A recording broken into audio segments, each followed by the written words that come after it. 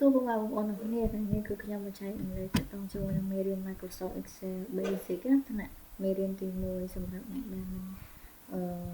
គាត់មិនធ្លាប់រៀនពីមុនមកសោះអូខេអញ្ចឹងជំហានទី1គឺយើង start ពីចំណុចទី1ដែលខ្ញុំដាក់ខាងលើនេះដាក់ថាចំណុចទី1 Monday to Sunday អូខេអញ្ចឹងអាហ្នឹងគឺយើងធ្វើមកឥឡូវឧទាហរណ៍ខ្ញុំឲ្យវាឲ្យសិនបងអញ្ចឹងឧទាហរណ៍ដាក់ថា Monday អូខេអញ្ចឹងតើខ្ញុំធ្វើមិនទៀត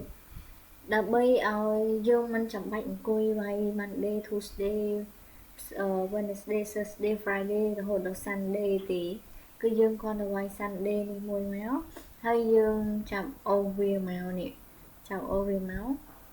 select O មកចឹងមកគឺវារត់មកដោយខ្លួនឯងយើងមិនចាំបាច់ទៅអង្គុយ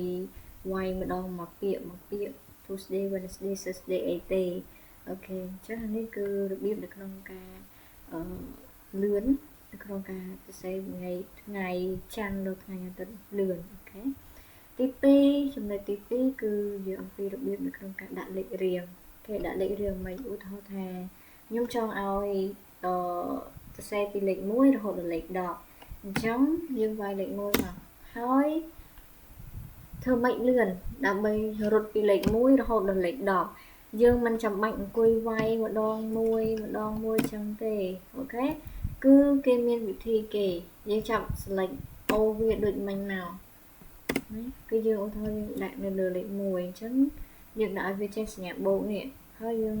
អូសវាចឹងមកណាកប់មកកន្លែងនេះពេលដែលយើងអូសមកវាចេញលេខ1សុទ្ធទេប៉ុន្តែយើងមើលនៅខាងក្រោមវានេះគេដាក់ auto fill option អញ្ចឹងយើងចុចលើកន្លែងហ្នឹងអានេះវាដាក់ copy cell បានន័យថាយើងវាយលេខ1គឺវាមកទៅលេខ1ទៅអស់មកអញ្ចឹងដើម្បីឲ្យវារត់តាមលំដាប់1 2 3 4 5 6 7 8 9 10គឺយើងយក file series គេ file series នេះហើយយើងអូសមកតង់ទៀតឲ្យដល់លេខ10ដូចសាមញ្ញខ្ញុំថាលេខ10មកអូខេអញ្ចឹងគឺវិធីគេងាយមានប៉ុណ្ណឹងយើងមិនចាំបាច់ទៅអង្គុយវាយលេខម្ដងមួយយូរទេយើងវាយទៅលេខ1គឺយើងចាប់អូមកគឺវាដល់លេខដែលយើងចង់បានហើយអានេះប៉ុណ្ណឹងឧទាហរណ៍យើងដាក់លេខ101ណា101អញ្ចឹងហើយ102អូខេយើងវាយ2នេះហើយយើង select 2នេះមកយើងក៏អាចអូសវាមកក្រោមមកគឺវារត់អូតូដល់លេខ110ដូចគ្នាមួយទៀតខ្ញុំចង់ដាក់100គុតហើយចង់ឲ្យវាដល់1000យើងអូសវាចឹងទៅឬក៏យើងអត់ចង់ប្រើអាហ្នឹងទេយើងថាអាហ្នឹងយូរអូខេយើងអាចដាក់ file series នេះមកគឺវារត់ដល់109នេះអញ្ចឹងចំពោះការដាក់លេខរៀងគឺមានប៉ុណ្ណឹងហើយមួយទៀតគឺការប្រើរូបមន្តបូកបូកសរុបហ្នឹងណាអូខេអញ្ចឹងឧទាហរណ៍ថាខ្ញុំចង់យក3នេះខ្ញុំចង់យក3នេះបូកចូលគ្នាណាអញ្ចឹងយើងគ្រាន់តែ select លើវាចុច select លើវាចឹងមកឬក៏យើងអាចចុចម្ដងមួយក៏បានដែរចុចមួយចេះមកហើយដាក់បូកដាក់សញ្ញាបូកហើយបូកដាក់នេះ select មកមួយទៀតមកហើយបូកទៀតមកអូខេតមកគឺយើង enter គឺវាបានចម្លើយមកតែធ្វើដូចនេះគឺវាយូរអញ្ចឹងយើងអាចដាក់ smile ហើយយើងចាប់ select 3ហ្នឹងមកហើយ enter ទៅsorry បងប្អូន sorry អូខេអញ្ចឹងយើងដាក់ smile ហើយយើងប្រើរូបមន្ត sum ក៏បានដែរ SUM បើមួយចោលយើង select 3នេះមកបិទវិញទៅនេះគឺវាចេញដូចគ្នាអូខេអញ្ចឹងយើងគ្រាន់តែចាប់អូសមកគឺចម្លើយវារត់មកអូតូហើយគឺដោយសារតែអានឹងយើង format វាណាអូខេមួយទៀតគឺតកតងជាមួយនឹងការដាក់ពណ៌និងបដូរឈ្មោះ tab នេះការដាក់ពណ៌និងបដូរឈ្មោះ tab នេះអញ្ចឹងអានឹងគេធ្វើម៉េច